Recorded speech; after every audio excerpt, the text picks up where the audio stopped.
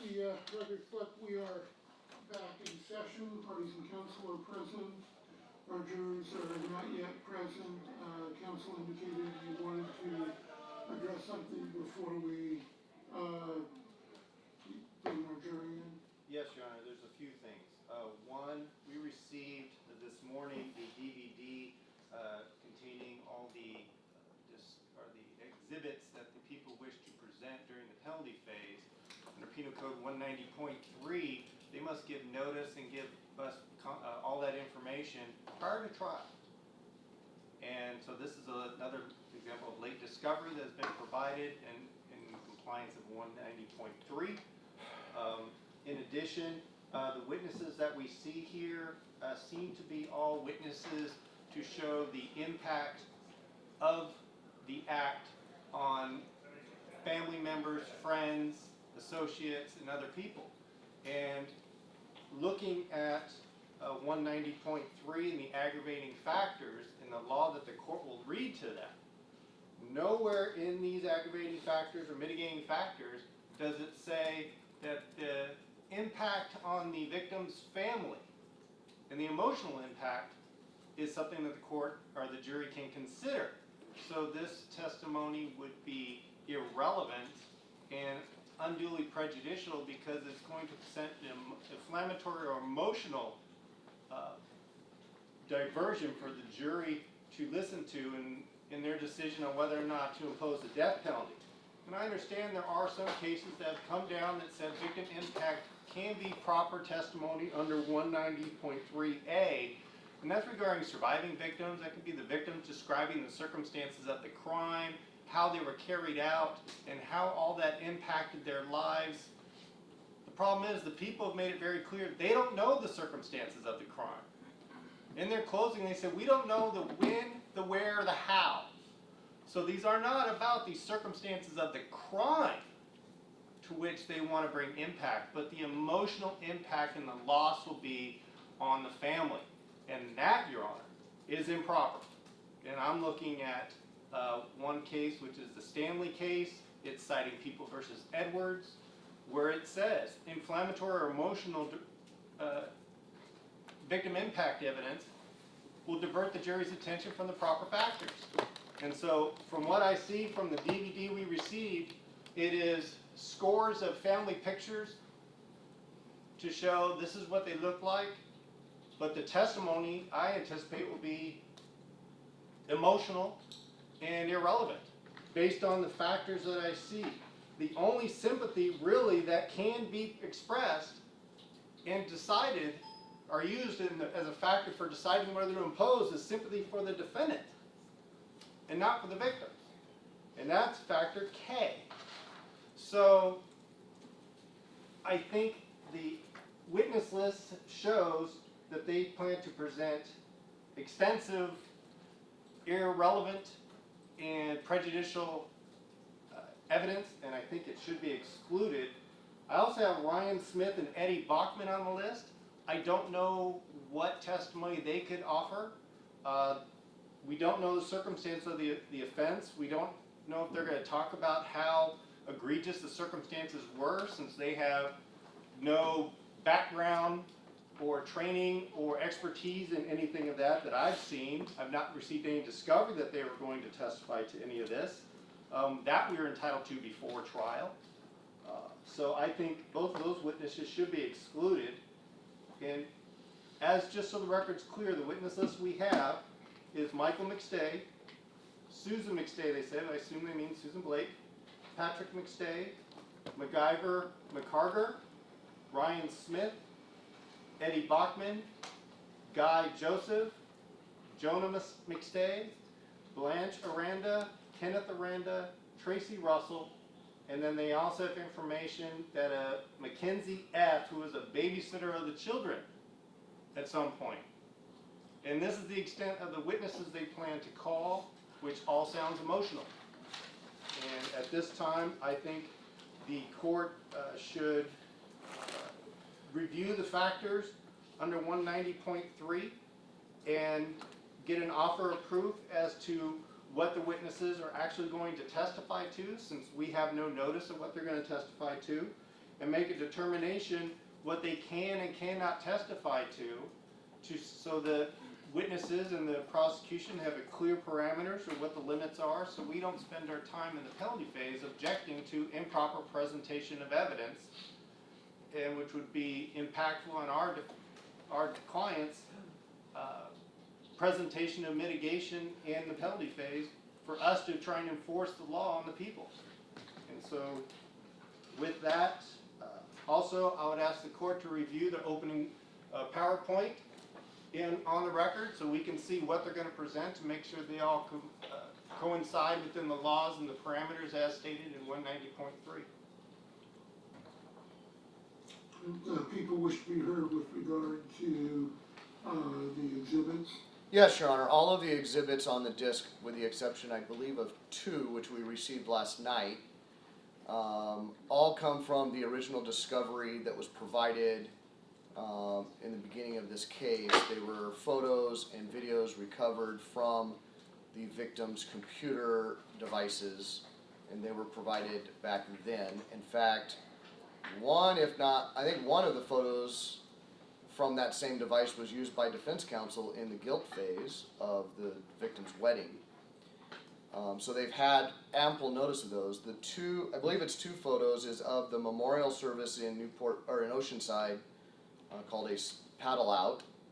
And those were provided last night, I believe, by Mr. Aranda from Hawaii, when we went searching for some additional information. So it's only, I believe, 2, maybe 3 photos of that paddle out that is something that has not been previously provided. Notice was given pursuant to 190.2 and 3 as to the factors in aggravation and evidence supporting it that would be included.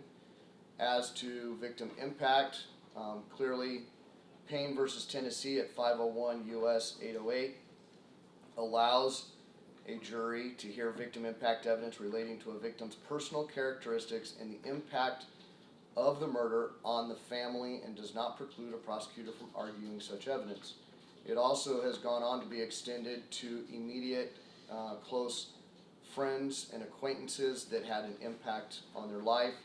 We have limited the presentation of evidence to those individuals that were closest to the McStays, their immediate family members. All right. Well, the case is following Payne versus Tennessee in California. The California Supreme Court has addressed the issue of victim impact evidence numerous times, and I don't have my book here, so I can't rattle off all the cases for you, but People versus Williams is quite informative at 61 Cal 4th 1244. I know that there is a long line of cases detailing the fact that victim impact evidence, the impact of the loss of the victims to surviving family members and close friends. Now, it doesn't extend out to everyone who knew them, but certainly very close or long-term friends, is considered a part of the impact and the enormity of the loss of the crime, and does then come within both factor A as part of the circumstances of the crime, and as an aggravating circumstance, anything that increases the enormity of the offense or the harmful impact of the crime. And I think the cases make it clear that such victim impact evidence is admissible and proper for the prosecution to put on. Obviously, there are limits to victim impact evidence. There is a line where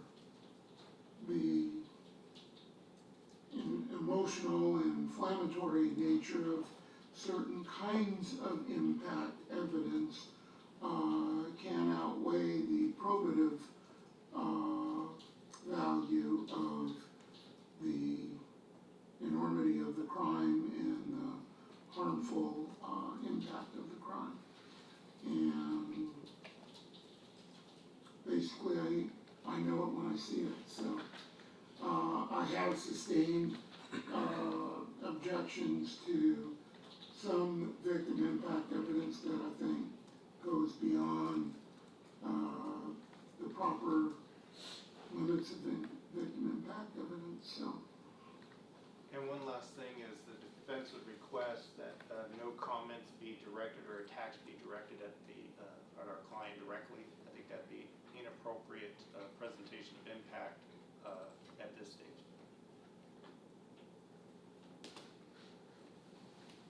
I would agree with that. The purpose of victim impact evidence is for the victims to indicate the impact of the loss on them, not for them to voice their opinions of the person that they believe is the perpetrator. That's different from the so-called victim impact statement at the time of sentencing, where they can do that. But I would agree this would not be the appropriate place to do that. And one last issue, it's unrelated. We have the witness list. I informed prosecution we did not have any witnesses or evidence to present as part of our mitigation presentation. And so for scheduling issues, just so the court's aware and the people are aware, I personally will be unavailable the last week of June, the first week of July, so I hope we can get everything done timely before then. I believe they said their expectation was 2 to 3 days. If we can use the full time of the court's time to get everything presented before then, that would be greatly appreciated. I think we can do that. We do have, I assume council got the list of days that some jurors are not available, but I think we should be able to finish up next week. We are working on that. There are some travel arrangements for Miss Aranda and Mr. Aranda from Hawaii that are being made to accommodate around the juror's schedule. If we're wrapping up early, Miss Russell is actually in Europe at this time, and if we're wanting to speed up that process, there may be a request then to have her Skype or FaceTime in her testimony as we did them. That way it would accommodate everyone and Sure. speed the process. I don't know if there's an objection to that, but we can cross that bridge as we go. That's fine. I take it from Mr. McGee's representation that they will not be putting on any mitigating witnesses or evidence, that is a representation to the court of a tactical decision that all members of the defense team and the defendant are fully aware of and informed of and are amenable to. If I could inform the court, there is written agreements for our file by all parties. So the question whether or not this is a tactical decision, all parties have been informed and agreed, that has been covered. All right, that may be something I'll address with counsel and Mr. Merrigan Campbell. Okay? Okay,